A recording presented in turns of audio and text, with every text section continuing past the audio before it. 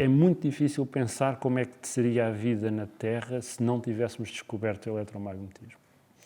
Portanto, é talvez, com todas as ramificações que trouxe, é talvez a descoberta mais radical da humanidade. Toda a nossa vida, os químicos, os produtos físicos, é toda por conta da gravidade e das interações eletromagnéticas. Ter percebido estas leis do eletromagnetismo, com o tempo, permitiu fazer muitas coisas. Permitiu fazer os motores elétricos, permitiu fazer primeiro o telégrafo, depois o telefone, permitiu fazer a rádio, a televisão, permitiu fazer as válvulas. As válvulas são basicamente umas coisas elétricas de engenharia eletrotécnica muito simples. Tem 2 contactos e tem um terceiro contacto que é o controlo. E conforme a tensão que está neste contacto, elas passam ou não passam uma certa corrente. E os primeiros computadores foram feitos com válvulas. Tinham milhares de válvulas, ocupavam salas inteiras. Há um paralelo que eu gosto de dizer: se um telemóvel dos nossos fosse feito com válvulas, são umas coisas assim mais ou menos deste tamanho, mas mais pequenas, mais ou menos deste tamanho. Se um telemóvel fosse feito com válvulas, tinha o volume de um estádio de futebol. Mas os transistores têm a enorme vantagem que são muito mais pequenos. E esse é que foi o grande passo. De facto, um transistor é equivalente a uma válvula. Mas andar com um telemóvel do tamanho de um estádio de futebol não é prático, devemos de reconhecer. E, portanto, a grande vantagem dos transistores foi essa miniaturização. Um transistor, neste momento, tem muito menos de um micron, de um milionésimo, de um milésimo de milímetro de espessura, muito menos neste momento, aliás estão a menos de um décimo disso, e portanto é possível num circuito integrado, aí, com 1 centímetro quadrado, é possível meter centenas de milhões de transistores. E é isso que de facto permite que existam os telemóveis, que permite que existam os computadores, que permite que existam as telecomunicações. Um dos termos mais usados e uma das coisas que nós mais falamos é de algoritmos. É sim, senhora, somos os escravos dos algoritmos. Tá bem, mas nós não temos aqui um quadro e se calhar precisaria de um quadro, mas acha que com uma tecnologia de gesto é tudo, acha que pode explicar? Não, primeiro, toda a gente sabe o que é um algoritmo, embora o nome não seja muito conhecido e algumas pessoas até confundem com logaritmo, que não tem nada a ver. O que é um algoritmo? É uma sequência de pequenos passos repetitivos que permite chegar a um resultado final perfeitamente determinístico. Perante uma entrada, perante um problema. Perante uma dada entrada. Exatamente. Por exemplo, eu vim para aqui, foi um algoritmo que me trouxe. Eu estava com medo de chegar atrasado. Portanto, eu meti no Waze em particular e o Waze não só me disse o caminho mais curto, como disse-me o caminho mais curto entre as estradas, contando com o trânsito que tem em cada estrada. Portanto, ele sabe exatamente o tempo que eu demoro a percorrer cada espaço entre 2 intersecções. Chama-se isto o algoritmo do caminho mais curto, é um dos que nós damos nas nossas disciplinas, mas de facto também é um algoritmo que escolhe as coisas que se apresentam no Facebook, é um algoritmo que apresenta na Amazon nos livros que as pessoas preferem, são tudo algoritmos. E isto leva a uma questão interessante, que é se o cérebro também é, de facto, um algoritmo. Uma das suas teses no livro é precisamente que a evolução, apresentada por Darwin, é o algoritmo mais sofisticado e mais trabalhado e mais... Um algoritmo não precisa de correr num computador. E um algoritmo pode usar outras formas de correr. A evolução, em particular, não usa computadores. Portanto, a evolução usa ADN, um ácido desoxirribonucleico, e usa outros componentes ligados ao ADN, como seja o ARN, proteínas, etc., e trabalha sobre isso. Esse algoritmo está a ser executado no planeta Terra há cerca de 4 mil milhões de anos, e o resultado final desse algoritmo são todas as espécies que existem agora. E nós, em particular, somos um resultado desses. Gostamos de pensar que somos, digamos, o produto último desse algoritmo, mas não é verdade. Todas as espécies que existem agora são o produto último desse algoritmo. Todas elas são igualmente antigas, portanto, não há umas mais antigas e outras mais recentes. Todos nós representamos uma evolução. E última, mas não forçosamente final. Últimas não quer dizer que é a final, exatamente. Última quer dizer que é só o mais recente. Se nós deixássemos o algoritmo da evolução continuar a correr, daqui a uns milhões de anos provavelmente haveriam coisas um bocado diferentes e daqui a umas centenas de milhões de anos haveria coisas profundamente diferentes. No entanto, a evolução neste processo todo também inventou uma coisa que se calhar não estava à espera, se quisermos dizer assim, que é o cérebro humano. E neste momento o cérebro humano, na prática, parou a evolução. Portanto, neste momento a evolução somos nós. Mas a tecnologia não é uma deriva natural dessa evolução? Ou seja, não acha que a tecnologia estava no caminho dessa evolução? Essa é a visão mais interessante.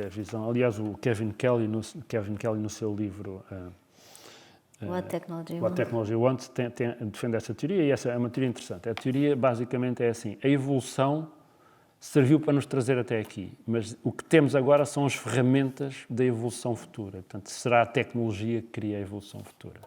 É uma visão interessante, embora tenha um corolário um bocadinho estranho, que é toda esta questão biológica, toda a biologia, todo o processo biológico que criou primeiro as células, depois os eucariotas, que são as células complexas, depois os organismos multicelulares, não foi mais, e aqui vou usar um termo da informática, não foi mais do que o bootstrap da inteligência futura. Ou seja, a inteligência futura vai usar uma plataforma completamente diferente. Esta é a visão mais radical. E nós, obviamente, somos seres biológicos e, portanto, nós podemos pensar que nós estamos para os seres inteligentes do futuro como as amebas estão para nós ou como as trilobites estão para nós, que é assim um pensamento um bocadinho desconcertante, mas estamos a falar de um futuro distante, não é? Já para amanhã, não é? Portanto... Mas isso também é um bocadinho uma má consciência que nós temos, não? Porque não gostaríamos que nos fizessem a nós aquilo que nós fizemos a algumas espécies que consideramos inferiores. Nós estamos. Eu costumo dizer que isto de ser a espécie mais inteligente do planeta é bom, mas ser a segunda espécie mais inteligente do planeta não é assim tão interessante. Os gorilas não estão nada satisfeitos, não é? E os chimpanzés também não têm uma vida particularmente boa, e já sem falar nos outros todos. Nós gostamos de pensar, se um dia não viemos a ser a inteligência dominante do planeta, provavelmente não ficaremos assim tão felizes. A outra maneira de pensar é, se os nossos filhos forem mais inteligentes que nós, ou se os nossos filhos são mais inteligentes que nós ficamos satisfeitos. Portanto, pode ser que vejamos essas espécies, que não se queria chamar assim, mas esses seres inteligentes do futuro, como os nossos filhos, os nossos descendentes, os nossos filhos, os nossos netos, os nossos bisnetos. Desse ponto de vista já não parece tão mau, não é? Professor, mas só para nos orientarmos, a diferença entre digital, sintético e artificial? Digital significa basicamente que as grandezas são representadas como grandezas discretas, e em particular como zeros ou uns. Não é? No contínuo, nós, seres humanos e o mundo real, tendemos a pensar que trabalha no contínuo. Portanto, quando há a distinção digital versus analógico, é essa distinção se é uma coisa que trabalha com grandezas discretas, se é uma coisa que trabalha com grandezas contínuas. Deixa-me dar um exemplo. Um quadro, ou uma fotografia em papel, mas um quadro, foi feito com grandezas contínuas. A tonalidade em cada sítio tem um certo valor de encarnado, um certo valor de azul, um quadro. Uma fotografia num iPad ou num telemóvel é discreto, porque cada um dos pixels, de facto, embora pareça contínuo, mas ele é representado com um código que é um número. Qual é a diferença entre um quadro e uma fotografia num telemóvel? Duplicar um quadro é um berbicacho. Mas duplicar uma fotografia que está num telemóvel é muito fácil, não é? Basta carregar e mandar ao amigo. Qual é a diferença? É que uma é digital e a outra é analógica. Tudo o que é analógico é muito difícil de duplicar. Tudo o que é digital é extremamente fácil, porque eu só tenho, se é 0, copio um 0, se é 1, copio 1. Sintético é o que de alguma maneira foi sintetizado, foi criado. E tendemos a pensar que foi criado pela unidade, que foi criado pela tecnologia de maneira não natural. Vamos caminhando nessa direção, não é? E nós próprios hoje em dia já temos a inteligência aumentada. Quantas pessoas aqui sabem mais do que 2 ou 3 números de telefone de cor? Não muitos. Quantas pessoas vão ao Google quando não se lembram de alguma coisa? Portanto, nós neste momento, de alguma maneira, a internet já é um bocadinho a extensão da nossa mente, em alguns aspectos. Portanto, esse aumento da inteligência humana através do recurso a próteses mentais, eu acho que é uma coisa que já existe um bocadinho agora, mas vai ser cada vez mais comum. O Arlindo vai mais longe e diz que é o próprio cérebro que um dia vai ser copiado e, portanto, vai haver entre nós e não muito longe no tempo. Pois, essa história é. Portanto, o livro chama-se Mentes Digitais e classifica-as em 2 tipos. Vamos começar por esse. Bom, os 2 tipos são, portanto, eu posso criar mentes digitais, ou seja, sistemas inteligentes, e que não têm nada a ver com a mente humana. Não é? Nós podemos pensar que o Google vai continuando a evoluir e que daqui a 5 ou 10 anos torna-se inteligente e daqui a 20 anos tem consciência. Então, podemos pensar nisso. E é uma possibilidade real, a meu ver. Mas há outra maneira interessante, mas tem uma questão filosófica por trás, que é o seguinte. Então, se isto são tudo algoritmos, e como eu disse, o cérebro também é um algoritmo, corre um algoritmo, poderá ser possível reproduzir o funcionamento do cérebro num computador, num programa. É muito complicado. O cérebro é uma coisa muito complicada. Mas, conceptualmente, isto é possível. Mesmo sem perceber como é que funciona o cérebro, a gente podemos montar e aquilo funcionar. Não quer dizer que ficamos a perceber como é que funciona o cérebro, mas se aquilo for bem montado, funciona. Eu só tenho. Agora, em vez de montar o cérebro com neurónios 1 a 1 reais, eu posso simplesmente fazer uma simulação num computador. E esta simulação vai se comportar exatamente, admitindo que é possível, vai se comportar exatamente da mesma maneira que um cérebro real. E, portanto, se o cérebro real pensa, a simulação pensa. Se o cérebro real tem emoções, a simulação tem emoções. Dirão, então e como é que vê? Bom, tem umas câmarazinhas. Como é que ouve? Tem uns microfones. Como é que sente? Bom, tem uns sensores. Esta ideia é tão estranha que talvez valha a pena dar aqui uma outra de entrada. Está bem? Esta é um bocadinho esquisita. Vamos fazer de outra maneira. Portanto, eu tenho aqui uma tecnologia extremamente sofisticada. À medida que vamos envelhecendo, vamos perdendo neurónios. Isso é um facto conhecido, vamos perdendo, eles vão se degradando, uns morrem, outros deixam de funcionar. Vamos fazer uma coisa assim. Cada vez que o neurónio da Graça morra, eu substituo. Tenho aqui uma tecnologia, não tecnologia, uma micro-operação, uma coisa, e a gente substitui um neurónio. Portanto, morreu um, substituímos um. A Graça tem qualquer coisa como 100 mil milhões de neurónios. Portanto, mais neurónio, menos neurónio. Portanto, é um transistorzinho, tem uns transistores. Bom, morreu outro, substitui outro. Não é? Morreram mais 100, substituímos mais 100. Cada um destes neurónios substitui o original, que é biológico, mas por um circuito elétrico, está a ver? Se eu levar o processo até ao fim, no fim só tem neurónios que são circuitos elétricos, são transistores ligados uns aos outros, mas funcionam exatamente da mesma maneira. De fora não se notava nada. Mas de dentro também não se notava nada, não é? Porque a Graça continuava a funcionar exatamente da mesma maneira, continuava a ter consciência. Quer dizer, esta é pelo menos a teoria dos computacionalistas, é como se chama esta teoria, o computacionalismo, que o cérebro, provavelmente, é um computador analógico, muito complexo, etc. E, de facto, é muito difícil descobrir argumentos contra esta teoria, porque nós sabemos que o neurónio pode ser simulado. Nós sabemos que dezenas, centenas ou mesmo milhares de neurónios podem ser simulados e já foram simulados. Portanto, redes reais de neurónios foram simulados. Nunca ninguém simulou, obviamente, uma rede de 100 mil milhões de neurónios. Seria preciso um computador muito maior que o que existe atualmente, mas conceptualmente é possível. E os computadores ficam mais rápidos a cada dia e as técnicas de simulação também. Portanto, conceptualmente é possível simular o cérebro humano. O que é mais difícil é ter o diagrama, o tal diagrama que a gente copiaria. Mas mesmo isso provavelmente não é impossível. E, portanto, existe de facto esse conceito e há pessoas que dizem que a maneira mais fácil, mais rápida de ter um computador inteligente é copiar um cérebro humano desta maneira. É fazer o que também se chama em inglês mind uploading, que é fazer o upload de uma mente para um computador.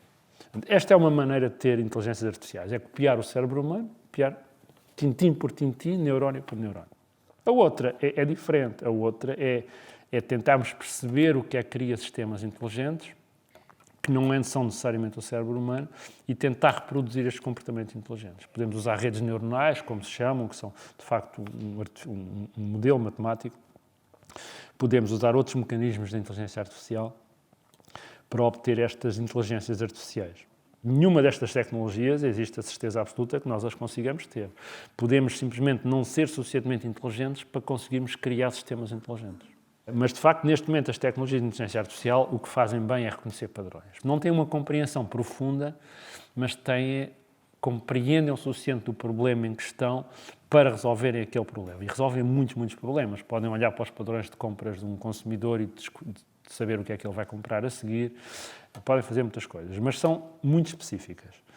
Não sabemos ainda como criar uma mente geral, mas é possível que, ao colocar muitas destas inteligências específicas juntas, com sistemas que coordenem de alguma maneira as diversas tarefas, comecemos a aproximar-nos disso. Mas realmente, para ser realista, neste momento nós não sabemos, não há ninguém que tenha uma proposta realista para criar uma inteligência artificial geral. E, portanto, quando falamos nos perigos de desenvolvimento de uma inteligência, de uma grande inteligência, temos de ter em mente que não sabemos se isso é possível. Mas nós também não sabíamos se era possível criar os sistemas que existem hoje. Estes sistemas que existem hoje são relativamente recentes, têm 5, 6 anos, 10 anos no máximo. Portanto, parece-me perfeitamente possível, e há várias propostas dessas, que nós venhamos a perceber o suficiente da estrutura do córtex, onde estão praticamente todas as funções cognitivas superiores, para conseguir reproduzir esse funcionamento em sistemas artificiais. E, portanto, isso provavelmente poderá levar à criação de inteligências artificiais gerais. Mas nós tendemos a confundir algumas inteligências que nos são apresentadas na cultura pop, nomeadamente no cinema, com inteligências gerais.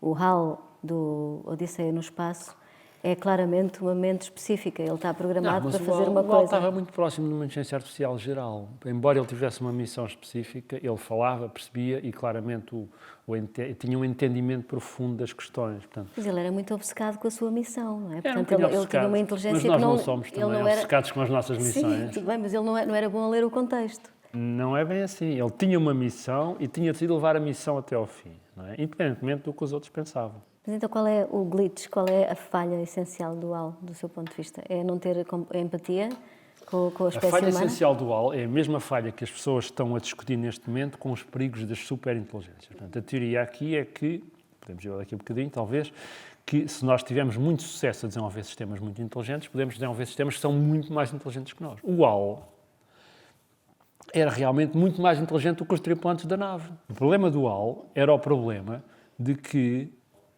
os interesses dele, os interesses que ele defendia, não estavam alinhados com os interesses da tripulação.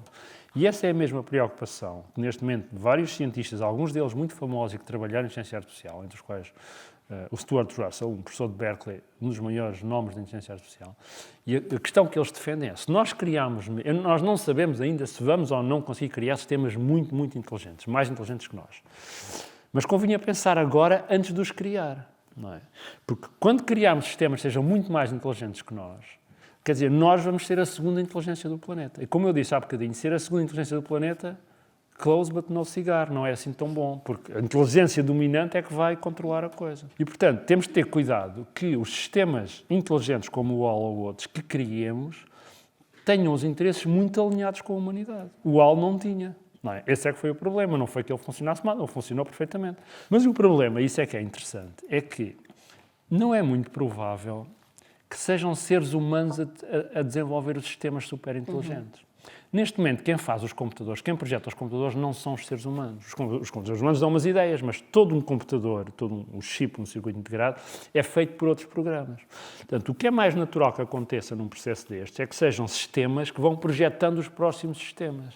Sistemas de inteligência artificial que vão projetando as próximas gerações de sistemas de inteligência artificial. E essa é que é a questão, que é a explosão de inteligência que foi referida pelo Irving John Good, que foi um colaborador do Alan Turing, e que pela primeira vez, tanto quanto eu sei, usou a expressão, é que se nós temos sistemas que geram a próxima geração, que gera a próxima geração mais inteligente, que gera a próxima geração mais inteligente, nós podemos não saber quando é que isto vai acontecer. Mas os computadores são muito rápidos, isto pode acontecer em segundos. Não é?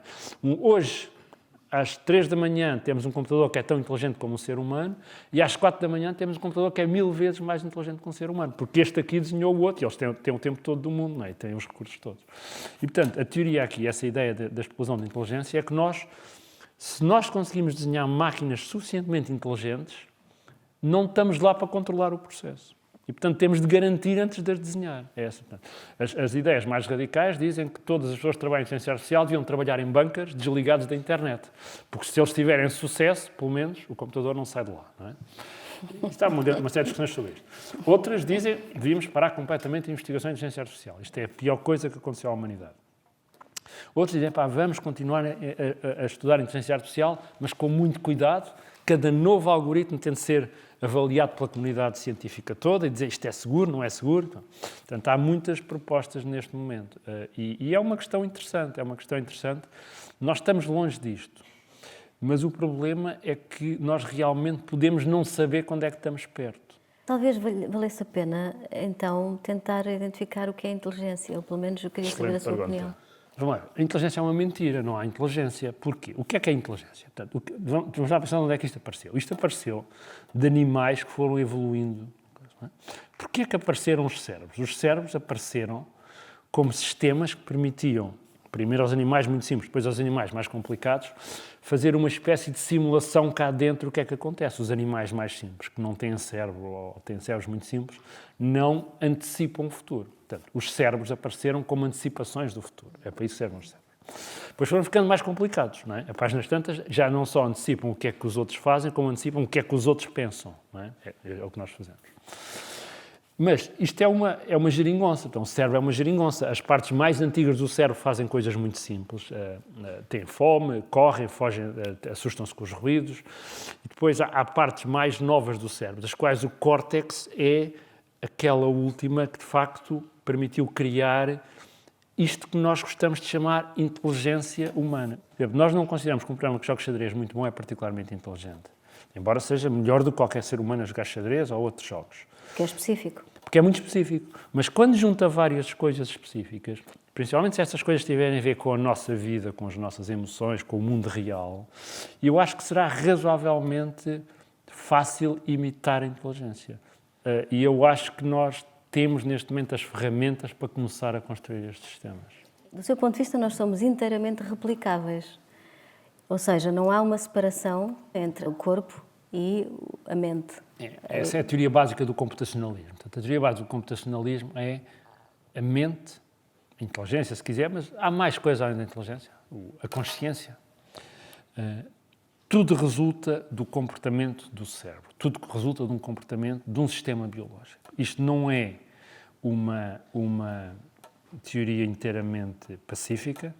Há pessoas que acreditam de outra forma, dos quais o mais famoso talvez seja o René Descartes. O René Descartes, com a famosa teoria do dualismo, basicamente o que o Descartes disse é, bom, há o cérebro, faz umas coisas, mas realmente a inteligência, a minha humanidade está a algures.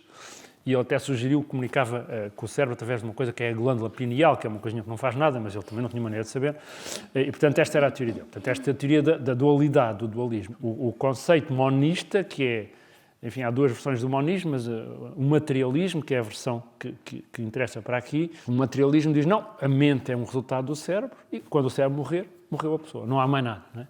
Não há nenhuma coisa, não há nenhum mecanismo que a ciência possa imaginar ou conhecer que suporte a visão dualista. Que a mente é algo mais do que o funcionamento do cérebro. Essa, obviamente, é a minha opinião, essa é a opinião que transmito. É uma opinião, ela, de alguma maneira, vai contra a nossa intuição, não é? Porque a nossa intuição é que nós somos qualquer coisa. Há um nosso cérebro, mas é nosso. O que levanta a questão é nosso de quem, não é? Nosso de quem? Aliás, o cérebro, que é o meu órgão favorito, não sei qual é o vosso, mas o meu é o órgão favorito, mas é uma coisa um bocadinho suspeita, porque foi o cérebro que chegou a esta conclusão, não é? Portanto, não é exatamente muito equidistante. Mas é o nosso cérebro, é o meu cérebro, não sou eu, não é? Eu não sou o meu cérebro. Portanto, nós temos esta ideia que o eu é qualquer coisa que está, não sei bem onde, talvez aqui, e que tem um cérebro. Enquanto que a visão monista, a visão computacionalista, é que eu sou o cérebro. E este fenómeno, porque é que nós nos vemos como separados do nosso corpo, incluindo separados do nosso cérebro, é um fenómeno que não é bem compreendido neste momento. Não é? Isto é um bocadinho estranho, porque, especialmente no respeito à questão da consciência, porque nós continuamos a não ter uma ideia muito clara porque é que nós somos conscientes. As teorias em que eu acredito e as mais sólidas da consciência é que a consciência é uma espécie de um jornalista.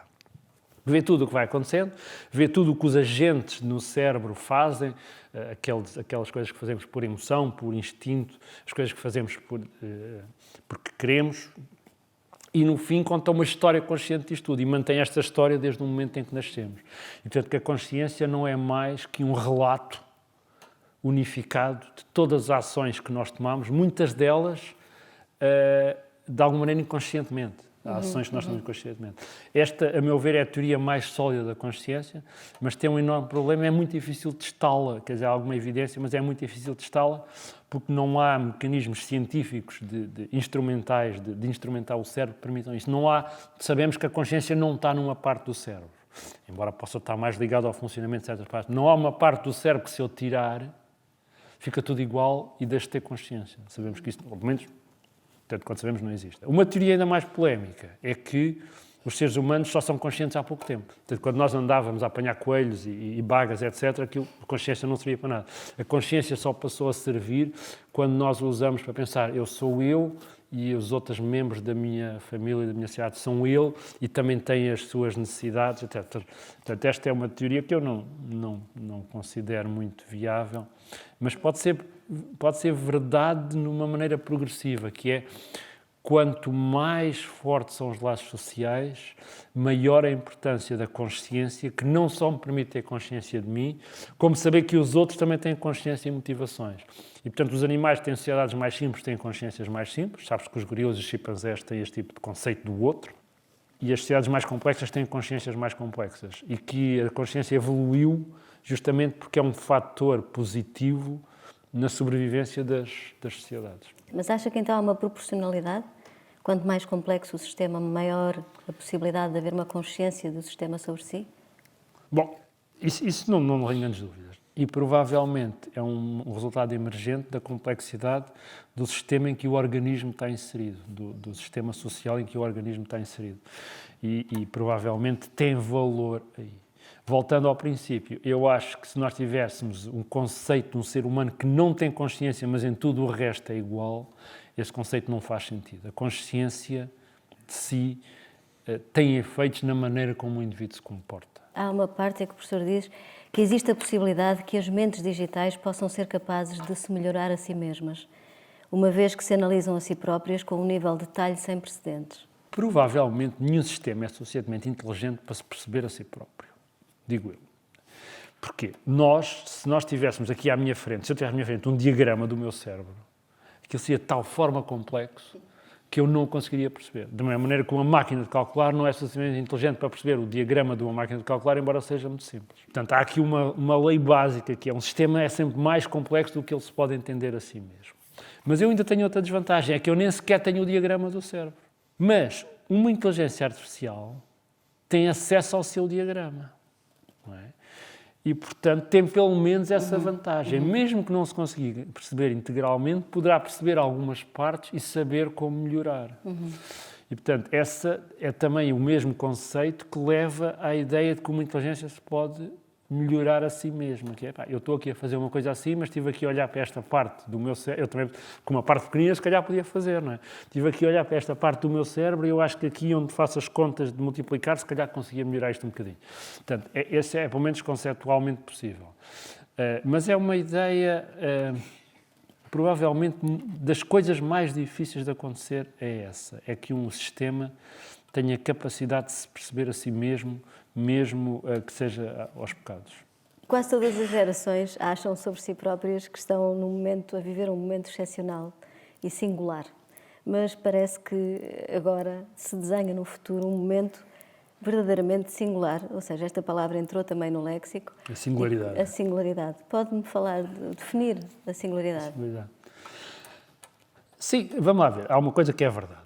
A tecnologia, a ciência e a tecnologia têm avançado de forma cada vez mais rápida. E a ideia da singularidade, que foi, aliás, tanto quando se sabe a primeira vez, referida por von Neumann, um famoso matemático e físico, é que, isto vai acelerando, e chega a um ponto onde acelera tanto que nós não conseguimos saber o que é que está. A sociedade, nessa altura, vai ser tão diferente que nós não sabemos o que é que está para além do ponto, que é a singularidade. Isto pode ser verdade ou não. Não é? O facto de estar sempre a acelerar não quer dizer que haja um ponto que é particular, ou seja, cada ponto é mais rápido que o anterior, mas não há nenhum ponto que seja particular. Isso pode acontecer. Ou então, de facto, pode acontecer que haja uma alteração profunda. Uma superinteligência, por exemplo, poderá trazer esse tipo de alteração, não é? Que de repente passa a controlar todo o planeta, toda a tecnologia, todos os canais de comunicação, as políticas, etc. Isso seria uma singularidade e há filmes de ficção científica sobre isso. Agora, não precisa de haver uma singularidade para acontecerem muitas das coisas que nós falámos aqui. Nós podemos ter inteligências artificiais sem ter singularidade. Vai ser uma alteração, digamos, contínua da sociedade. A singularidade é a ideia de que, algures, vai existir uma alteração descontínua, que vai haver uma descontinuidade. Eu, pessoalmente, não sou um grande crente na singularidade. Acho que as alterações serão sempre, continuarão a existir, cada vez mais rápidas, mas não necessariamente uma singularidade. Mas pode acontecer. Aquela ideia, os computadores superinteligentes que se duplicam a si mesmos e que basicamente decidem, ou por exemplo, acabar com a humanidade, isso é uma singularidade. Portanto, pode acontecer. Mas é um conceito interessante. Isso era uma geração realmente que ficava na história de si própria. Essa era a singularidade. Fomos os últimos, portanto, exatamente. Pelo menos dessa vez. Professor, obrigada. Vamos ouvir o público. Perguntas do público. Seria possível pensar que uma fotocópia da graça, neurónio a neurónio, caso a graça fosse ou não fosse uma pessoa religiosa, repetiria a graça em modo religioso, ou seja, o cérebro pensaria que existiria um Deus, uma religião? A resposta à sua pergunta é, se de facto houvesse uma replicação neurónio a neurónio e o funcionamento fosse exatamente o mesmo e o comportamento externo fosse exatamente o mesmo, é mais ou menos garantido que as crenças, crenças no sentido das coisas em que se acredita, também seriam exatamente os mesmos. Se fosse à missa ao domingo, a cópia continuaria com certeza a ir à missa ao domingo e, portanto, não é? Portanto, a teoria do computacionalismo, do funcionalismo, é basicamente esta. Todo o que o ser humano pensa, acredita e sente é resultado do funcionamento do cérebro. O dualista dirá, não, a cópia, mesmo que funcione da mesma maneira, não é a mesma pessoa. Não é? É o que o dualista diz. Mas então faz-se a pergunta, ok, porquê? E aí é que a resposta é muito difícil. Não é? Aí é que a resposta é muito difícil. Vamos para 2084 e como é que gostaria de ver a sociedade, o mundo? Nós temos estado aqui em muitas possibilidades, poderia ser assim ou não ser. Mas como é que gostaria mesmo de ver esta sociedade, esta evolução daqui a uns anos? Quer dizer, nós temos aqui um entusiasmo só pela tecnologia, como já percebeu, não é? Os engenheiros, os tecnólogos, quer dizer, se a tecnologia faz mal ou bem, desde que seja interessante, nós estamos por aí, não é? Mas, pensando de maneira, digamos, sem ser a engenheiro, sem ser a tecnólogo, eu acho que estas tecnologias têm o potencial para criar e distribuir riqueza de uma maneira que não existe até agora. E as enormes assimetrias que nós vemos e que vemos em África, que eu conheço minimamente bem, mas noutros países, na América do Sul, etc., eu acho que podem ser muito ultrapassadas por estas tecnologias. Eu acho que isso seria uma enorme vantagem. Da mesma maneira, também tem um enorme potencial para reduzir as desigualdades dentro das próprias sociedades. Mas gostava de ver outra coisa. Gostava de ver, e essa é mais ambiciosa, gostava que estas tecnologias nos ajudassem também a ver o futuro da humanidade para além do planeta Terra. Porque estas tecnologias, em última análise, permitir-nos colonizar outros planetas e, em última análise, permitir-nos colonizar outros sistemas solares e outras estrelas. Que é uma coisa que nós não conseguiremos, praticamente de certeza, fazer sem estas tecnologias. Nós não temos no futuro previsível a tecnologia para levar seres humanos vivos ou congelados ou o que for para outro sistema solar. Mas talvez tenhamos tecnologia para levar para lá a informação que é precisa para reproduzir uma civilização humana noutro sistema solar. Isso não é assim tão difícil. É uma coisa que podemos conseguir talvez em 2084. E, portanto, estas tecnologias eventualmente permitirão à humanidade passar para outro sistema solar. E talvez quando lá cheguemos, seja aquela altura em que os nossos vizinhos todos do cosmos dizem finalmente, estávamos a ver com vocês, nunca mais percebiam como é que isto se fazia. Professor Arlindo Oliveira, obrigada. Muito obrigado, Bel.